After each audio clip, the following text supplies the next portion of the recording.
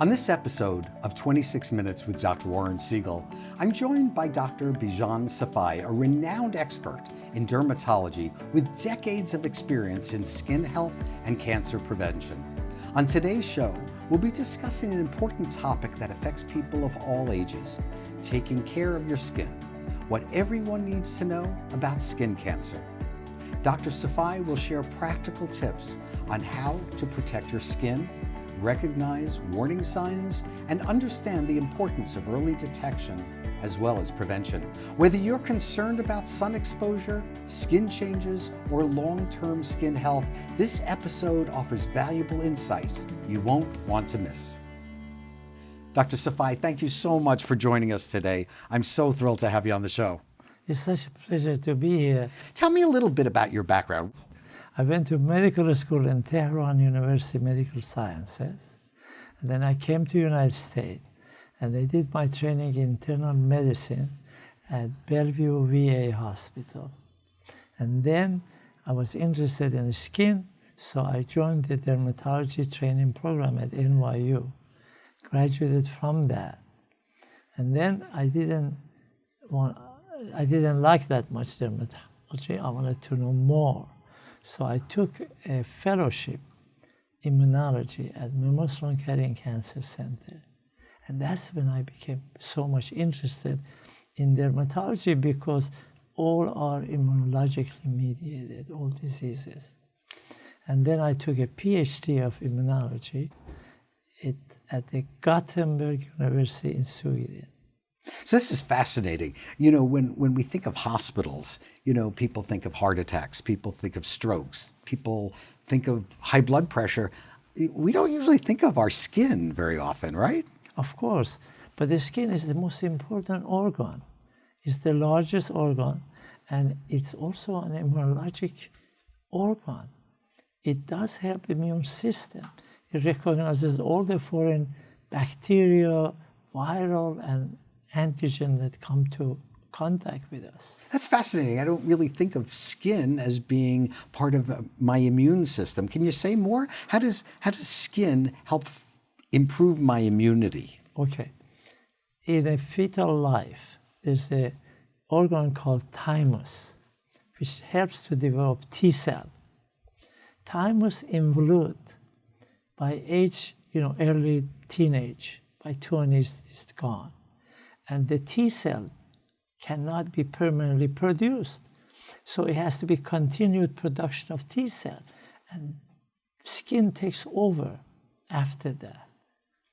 And when the cells are produced, in order to get educated to become T cell, skin helps because the epidermal cells are exactly the same cell that the thymus epithelium is made of.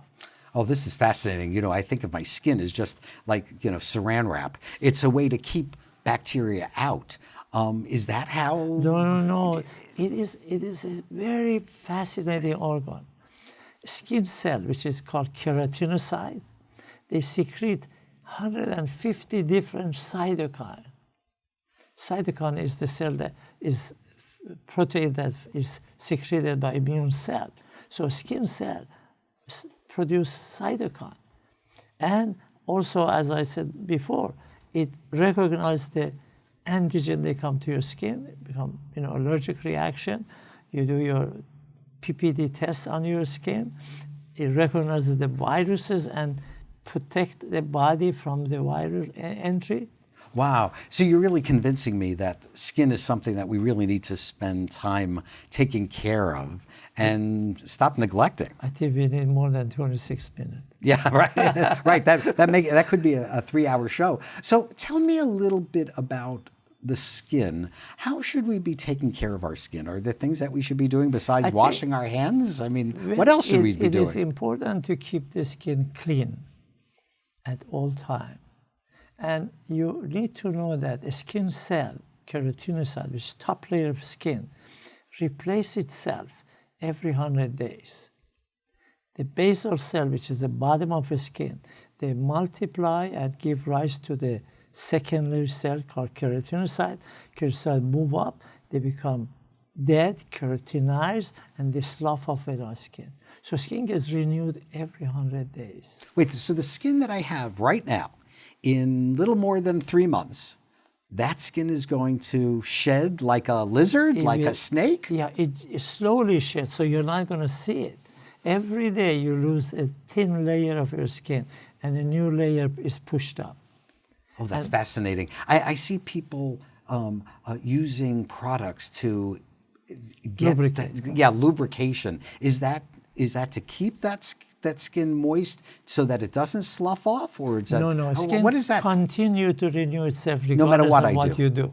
Okay. But if your skin is dry, it's good to put lubrication on it and keep it dry. Well, Now, wouldn't it if be you wash your hand with soap and water and you get dry and cracky skin, so lubrication is very helpful. Well, why would I want to lubricate it if it's going to come off anyway? Because dry skin is not comfortable, and you could also get dry, cracks in your skin, and you can get allergic reaction if your skin is not protected. So lubrication for skin from Body and top, skin is top okay. to bottom. Is good. And how often should I do that? I mean, depend on how dry is your skin is.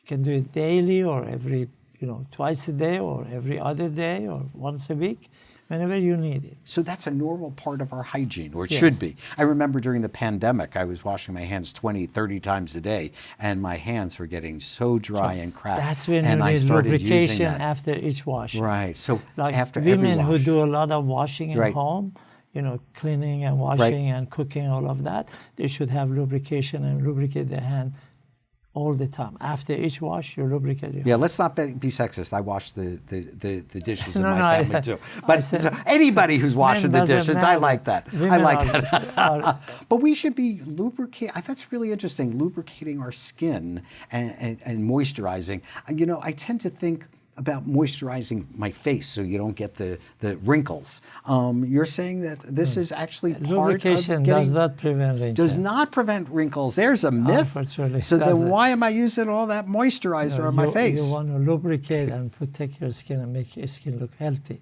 And is there particular moisturizers that are better than others? Are there particular lubrication that's better Fortunately, they than have others? made so many different lubricants, and you need to try and see which one agrees with your skin best. And of course, the cheapest one are the best. Yes, of course. But sometimes the cheapest doesn't work the best, and sometimes the most expensive doesn't work the best. Is there basically a tip about what you should look for in a good lubricant for your skin? Your skin is very dry, it's best to use cream, which is a little bit thicker. If your skin is not as dry, the lotions are better. And I don't want to mention any name because Right. there's so many good ones. Sure, yeah, of course. And depending on which one you like, the texture, the feeling, the smell, you choose what is more suitable to you and your skin. And at what age should people start using lubrication for their skin? Normally at age, young age, you don't need it because the skin has oil gland and the body secretes oil and lubricate by itself. As we get older, the oil gland decrease their function and then you need more lubrication. Older people, they have more dry skin. Younger people don't have that. So that's a normal part of aging. That's a normal part of aging. So it's a normal part of aging, but it sounds like it's something that you should probably pay more attention to as we age. And my guess is most of us pay less attention to it.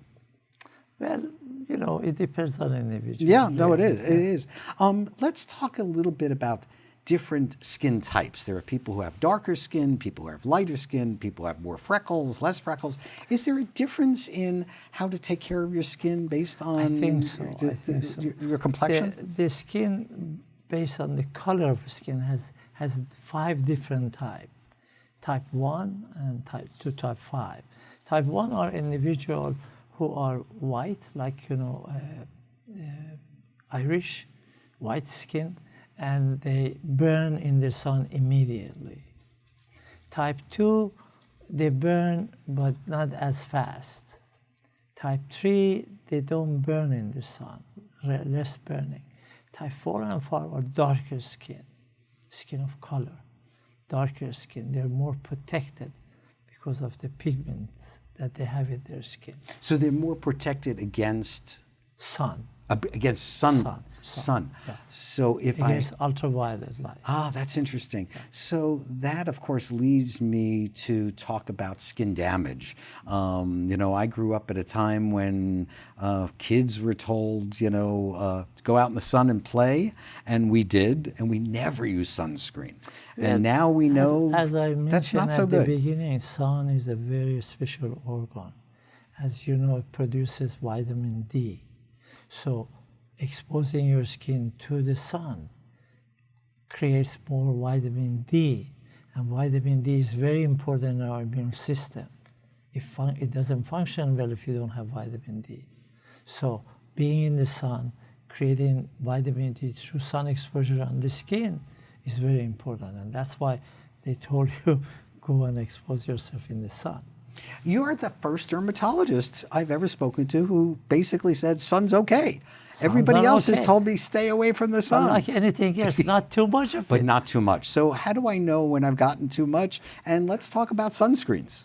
Well, in the old time, we used to see skin cancer in 50s, 60s, and 70s.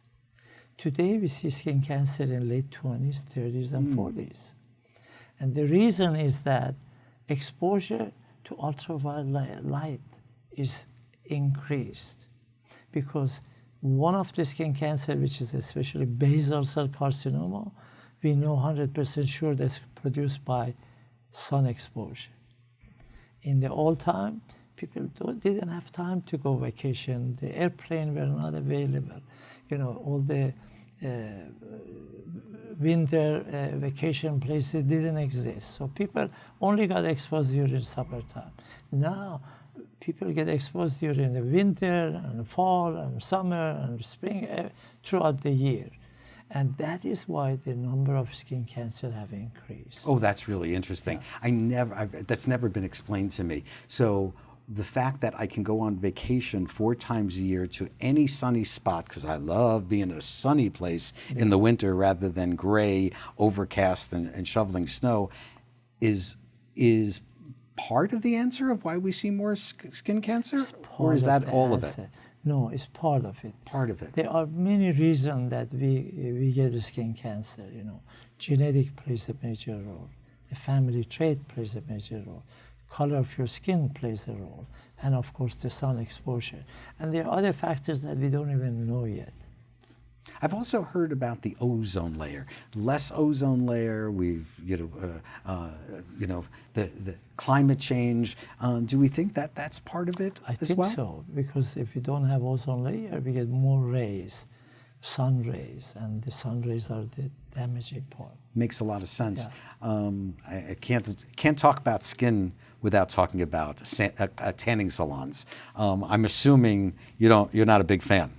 Well, as you know, the tanning salon has been stopped or at least prohibited because you go in and you get extensive sun exposure and then you create more skin cancer, especially melanoma.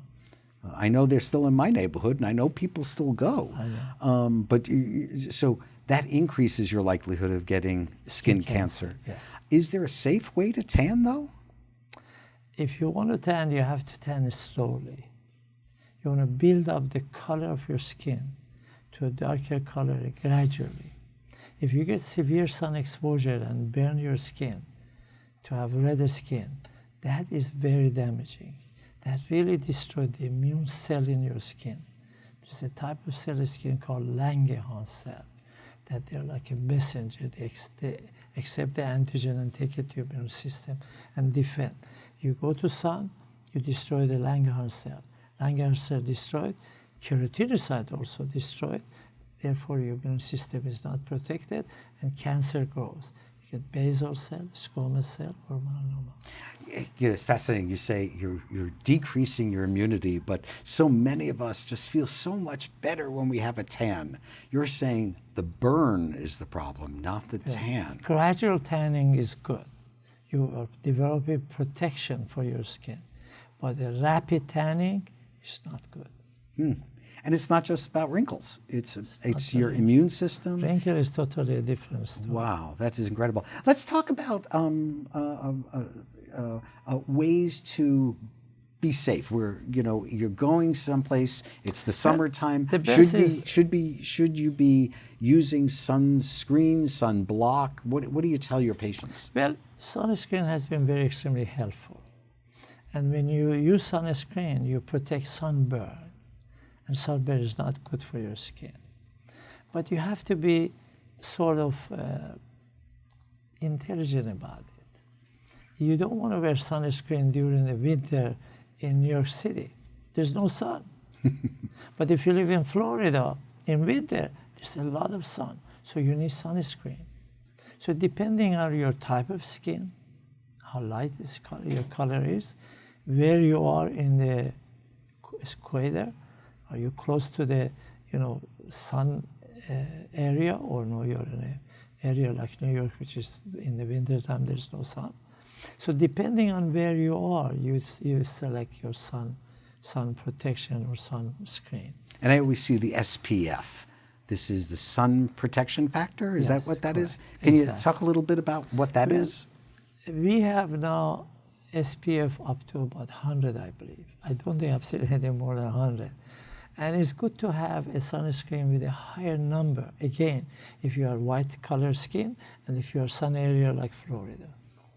But if you are in a northern part and there's no sun, it doesn't matter. So pick a sunscreen that is applicable to your skin tone. So the lighter you are, the location that you are. So the lighter you are, the higher the SPF should be, and where you're living or vacationing, I guess. Yes. Yeah, that makes a lot of sense. And is this a case of the more the better? I mean, is 100 better than 50? But you're saying it really depends on your skin color. It looks like 100 protect more, but between 50 and 100, is not that much different. Yeah, I mean, it sounds like you just put a paper bag over your head and just as good as 100. No, they have actually not clothing. Yeah.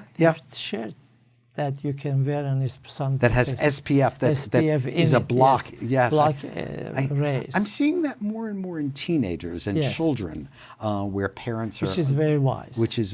So you do recommend that as a dermatologist. You think that's very smart. Very wise to do that in a sunny area or you're on vacation. Yeah, that makes a lot of sense. What about people who have darker skin? If you're African American, you're dark skinned, you're Latino, and darker skin. Do you still need? The incidence of a basal cell carcinoma is much less in darker skin, and the same as the squamous cell carcinoma. Melanoma in dark skinned people, it doesn't usually happen. It does happen on skin, but it's rarely. It happens on a palm and sole more often because there's less color. I see. So you can still get skin cancer. Yes. No matter what your skin tone, it's just a matter of more likely or less likely. Yes. But do you recommend sunblock, sunscreen for people Usually who are darker the skin? darker skin do not need sunscreen. It won't really make that much difference. But it's good to wear it anyway. Mm-hmm. Okay. This is one of those, it doesn't hurt to do. Hurt. Yeah, Yes. good. So we're talking about it. So let's talk about skin cancer. You've mentioned it a couple of times. What does skin cancer look like? When should I be worried? How do you figure out if you should be worried? Should you go to a doctor, a dermatologist? Again, depending on your skin type and your genetic background, you are higher risk or lower risk. Again, if you're a white-skinned person and live in Australia, the chance of getting melanoma is enormously high. If you're dark-skinned and living in this northern area, the chance of getting skin cancer is less. So should everybody be screened? I think that it's very good to have a skin check at least once a year as a normal. But if you are high risk, then I would say twice a year.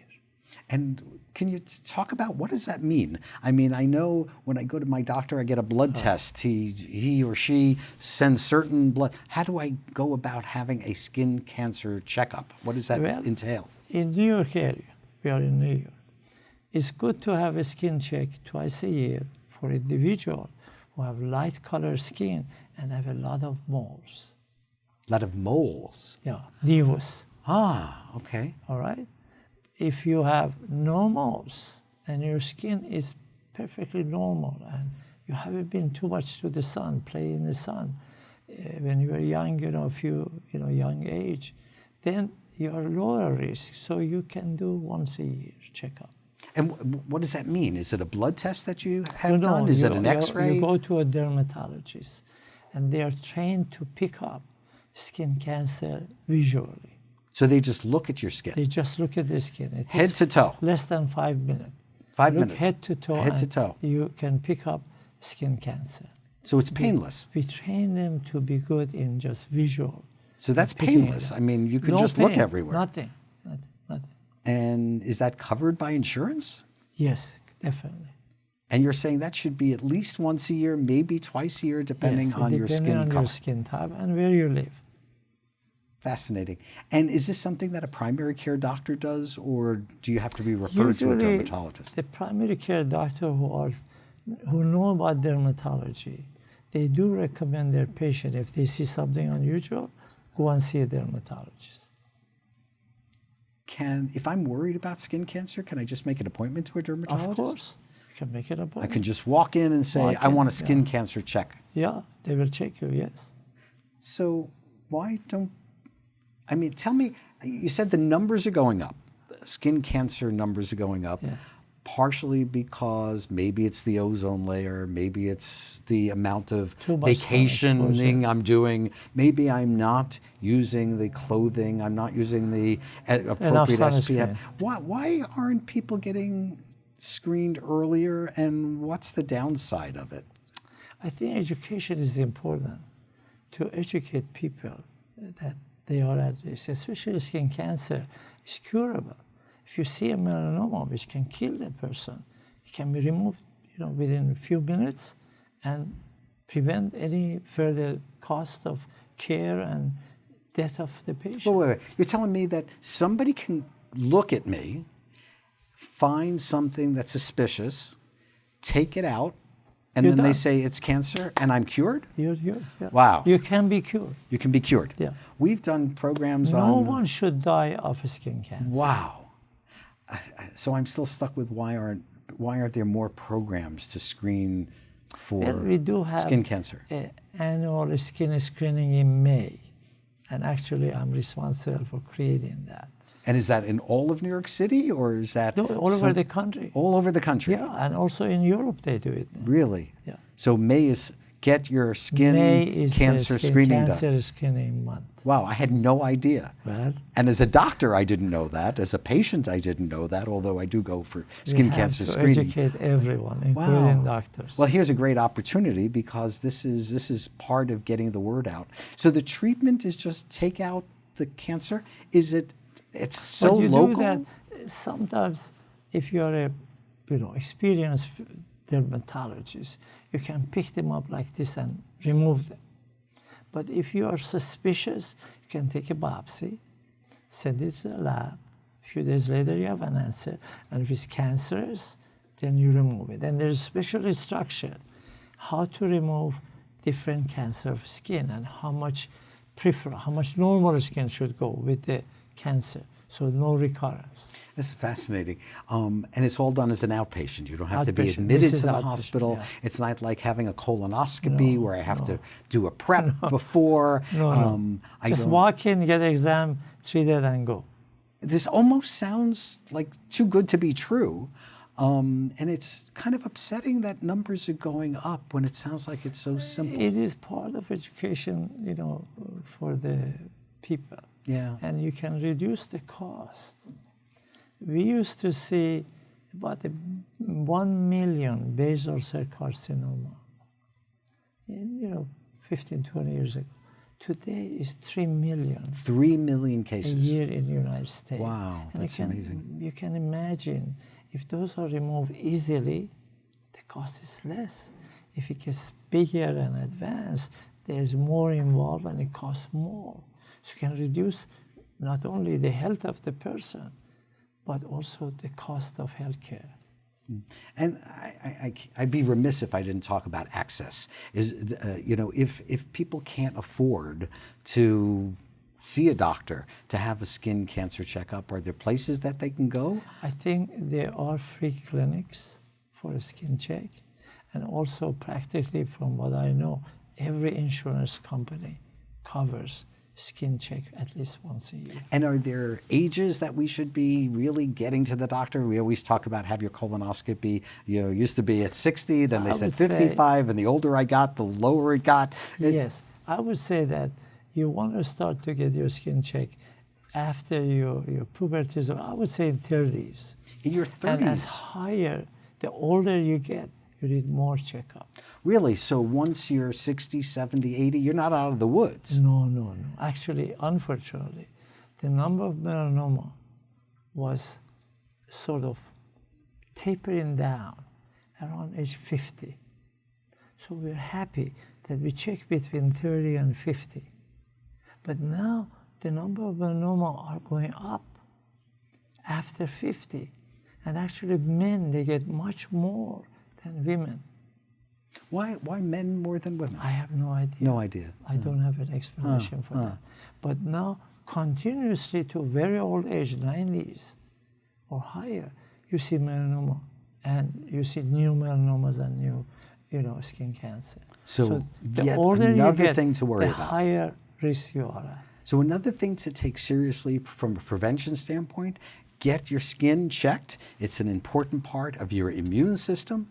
Stay out of the sun and don't get a burn. It's okay to get some sun. Don't get a burn. Sun is good. Sun is good. Gradual sun exposure is excellent.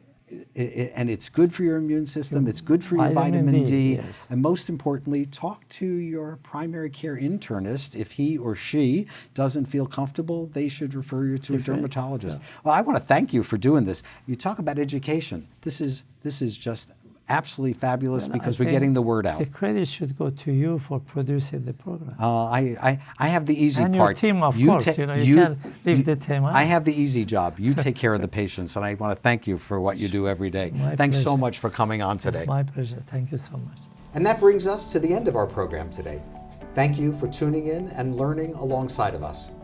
For more information about our show, please visit us at www.zormed.com and stay updated with South Brooklyn Health by visiting us online. This broadcast was brought to you by Brick Media in partnership with New York City Health and Hospitals, South Brooklyn Health. Until next time, be safe and stay well.